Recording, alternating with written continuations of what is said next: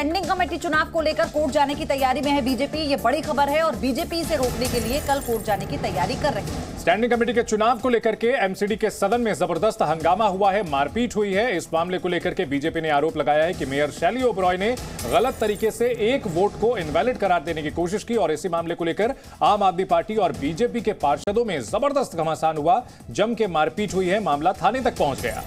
और आपको बता दें कि अब जो वोट पड़े हैं उन सभी को निरस्त करने की मांग, एक तरह से रद्द करने की मांग बीजेपी की तरफ से की जा रही है।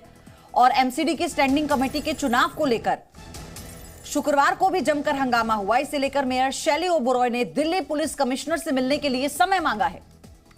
शैली ओबरॉय का आरोप है कि बीजेपी पार्षदों ने एमसीडी सदन के अंदर उन पर हमला किया। दिल्ली के मेयर शैली ओबरॉय ने बीजेपी पार्षदों के खिलाफ थाने में शिकायत की। वहीं बीजेपी पार्षदों ने भी आम आदमी पार्टी के खिलाफ कमला नगर पुलिस स्टेशन में शिकायत दर्ज कराई है। हमारे सहयोगी तरुण कालरा हमारे साथ जुड़ चुके हैं। तरुण, एमसीडी इलेक्शन 2 महीने पहले हुआ था, मेयर का चुनाव किसी तरह मुश्किल से अब जाकर के हुआ, लेकिन विवाद खत्म होने का नाम नहीं ले रहा है। दिल्ली वालों को समझ नहीं आ रहा कि आखिरकार हो क्या रहा है।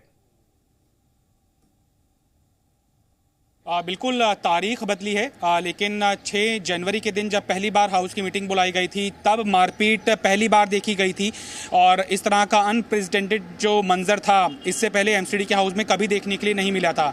उसके बाद फिर 24 जनवरी के दिन बैठक बुलाई गई, तब सदन के अंदर मारपीट ना होकर सदन के बाहर मारपीट हुई और उसके बाद 6 फरवरी के दिन हंगामे की भेंट चढ़ा सदन। उसके बाद फिर वापस से 16 फरवरी की डेट दी गई, लेकिन 17 फरवरी के दिन चूंकि सुप्रीम कोर्ट के अंदर मामला लंबित था, उस दिन सदन की कार्यवाही नहीं बुलाई जा सकी। और उसके बाद अब जो अगली तारीख आई थी 22 फरवरी की, तब माना जा रहा था कि हाँ, मेयर और डिप्टी मेयर तो दिल्ली को मिल जाएगा, लेकिन जिस तरह का घटनाक्रम देखने के लिए मिला, एमसीडी में महाभारत सदन के अंदर होता हुआ दिखाई दिया। जो मौजूदा पेच है वो ये है कि जो कुल 18 सदस्य होते हैं स्टैंडिंग कमेटी के, उनमें से 6 सदस्यों का चुनाव तीसरे भाग के तौर पर एमसीडी की कार्यवाही के अंदर संपन्न होना था, लेकिन इलेक्शन का रिजल्ट डिक्लेयर होने से पहले शैली ओबरॉय की तरफ से एक वोट को इनवैलिड करार दे दिया गया।